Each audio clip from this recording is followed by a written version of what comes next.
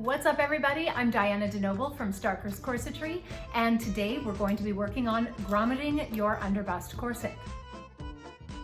Last time we put our bone casing tape inside of the corset and also the inseam bone cases as well. And this week I was going to show you how to do the piping on the top of the corset, but I think first I'd like to show you how to do the grommets first, and then that way we can give the corset a try on, make sure that everything is exactly as it should be and that there's no corrections that need to be made before we put the seam piping on the top and bottom and make sure that our bones are properly cut to our corset. Here's what we're going to need today. You're going to need some grommets. I like to use size 00. I find that they fit much nicer on corsets than anything else. Some people like using a little bit bigger, but I find that this size here allows the lacing to slide through a lot easier. Make sure that you get the two-sided grommets, the 2-ply, with the eyelet and the washer. You can get grommets in lots of different colors. Silver is probably the most common. You can get them in black, gunmetal, brass, antique brass, and Narrowed Visions also has gorgeous colorful grommets. She can custom color them for you. I've used the red, I've used the blue. They are absolutely beautiful. She can do any color to match the colored busks that she also has. So I highly recommend checking out Narrowed Visions Etsy shop for any kind of colored lacquer or metal that she makes. Is absolutely gorgeous, and the quality is really, really great too. If you have a grommet kit, often it will come with a grommet attachment system. You can also get one of these things here. This is what I prefer to use. I know a lot of corset makers prefer to use the hand press.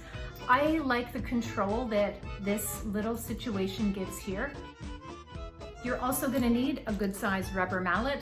I've been using this one since forever. As you can tell, it's very well loved. You're going to need a ruler and some chalk.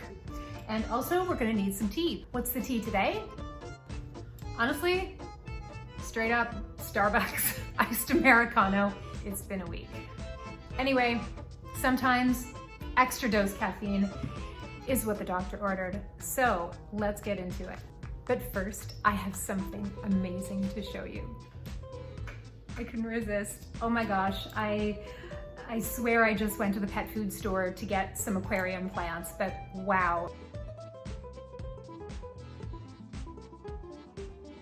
I almost came home with the mermaid, but something told me that Sherlock really needed to be a lobster. Without further ado, let's get grommeting. Take your center back pattern piece and put it over top of your center back panel. Locate the waist notch and mark it out on both sides of the back.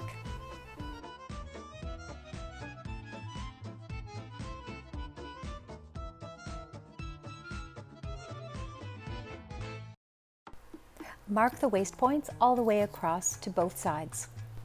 You'll have your 3 channels right at the center back edge of your corset panel pieces. Mark for your grommets right in the center of the middle of the 3. I like to place the grommets at the waist of the corset just a little bit closer together. Because there's more pressure at the waist of the corset, the grommets just a little closer together helps to hold it a little bit more secure. Measure the rest of your grommets 1 inch apart. Be sure to mark these below the waist as well as above the waist.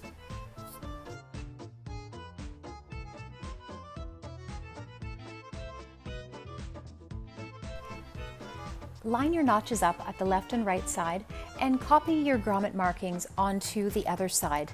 Use your ruler to make sure that they're exactly the right amount apart. About 1/2 inch at the waist to 3/4 of an inch at the waist, and the rest exactly 1 inch apart. I like to use an old magazine as a hole punch mat. Even with the heavy table I use for my grommeting, this helps to protect the table and prolong the life of the grommet punch. Always use a rubber mallet with your metal tools, whether it's your hole punch tool or your grommet setting tool. Position your hole punch over the markings that you've made and tap it with the rubber mallet hard enough for it to go all the way through. If some of the punches didn't go through, just take your hole punch again and give it another whack.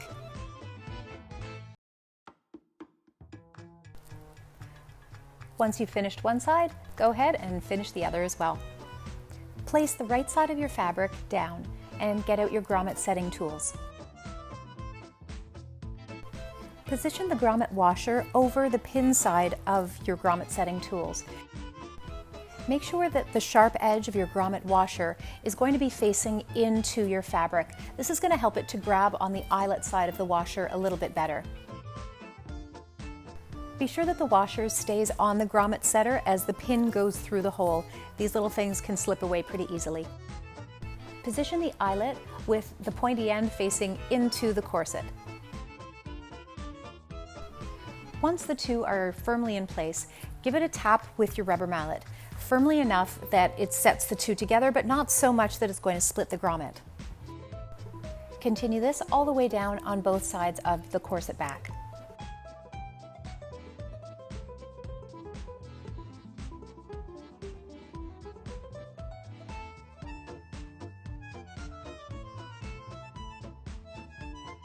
Have a look at both sides of your grommets and make sure that everything looks nice and neat.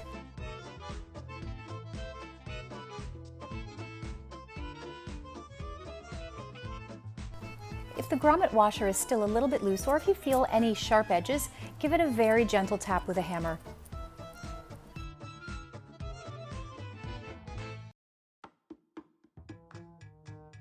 If you have a grommet hand press, go ahead and use that as well. These are really fantastic. I prefer these just to finish off the grommets and make them nice and smooth.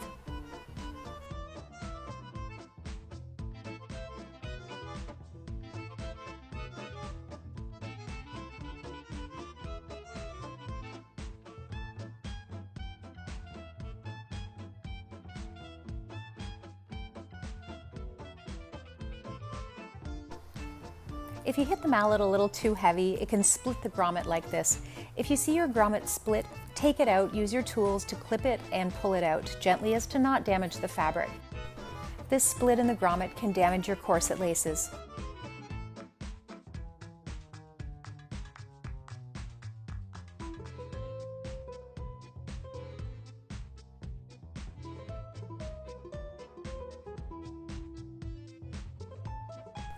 And there you have it. Both sides of your corset are grommeted and ready for the laces.